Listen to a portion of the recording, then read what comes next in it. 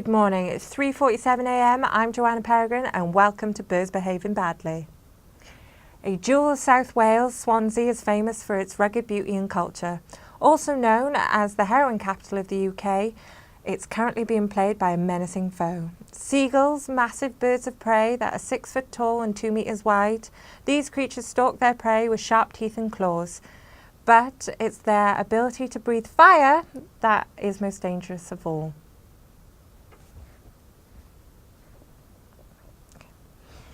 My apologies, it's actually dragons that breathe fire, not seagulls, and everyone knows dragons don't exist anymore.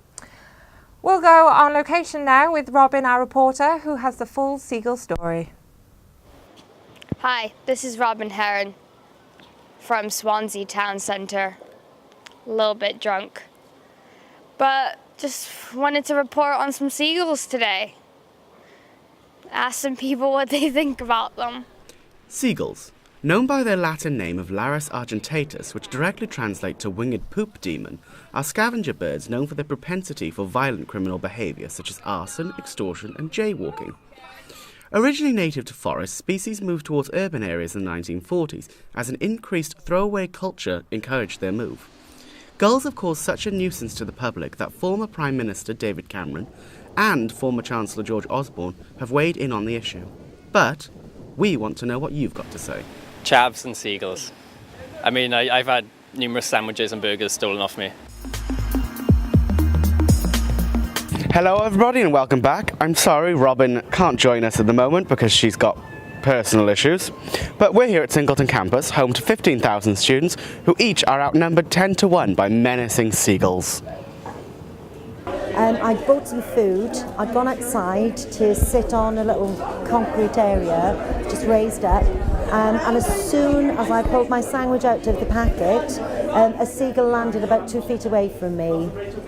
Last year I was in town and I bought a really nice pizza and I was eating it outside, and then this gull came and tried to steal the pizza, and rather than screaming and dropping the pizza, I punched the gull.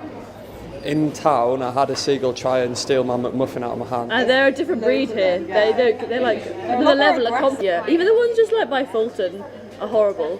Like Harry, my friend, had a story where he bought a sandwich and he was eating it and it just came down and took his food away. And they're always just there, ready and waiting to see if anyone has any food. It's horrible.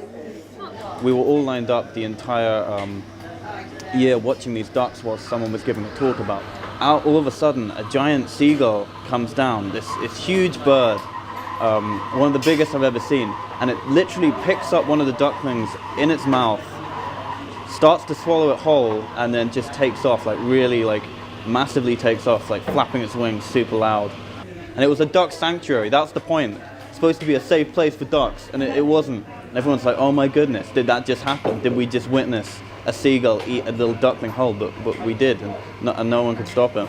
And that was nature, we couldn't really interfere with it. But yeah, I don't think they should be fed. I think people feed them a little bit too much, and feeding's not so good, because that creates a dependent population. To bring you the full and fair story, we sat down with Miss Ava Ree, a notable seagull expert in the area. So of course the obvious question, do you like seagulls? I feel connected to the seagull. How do you respond to seagulls being called a menace, in your professional opinion? Can seagulls speak human? No, they cannot. And who are you to judge? And to the claims that they are defecating on a numerous amount of people? Oh, I love it when that happens. I just know it's going to be a good day, because when they poo on your head, it's a sign of good luck. This was a story. We're going to pass you back to Joanna Peregrine in the studio to sign off. Thank you, Robin, for that featherlicious story. Join us next week where we'll be discussing dragons. Oh, wait, no, we'll be discussing pigeons. Join us next week where we'll be discussing pigeons. Thank you and good night. How was that? Massive. Huh? Get now. 'Cause he's watching us all in the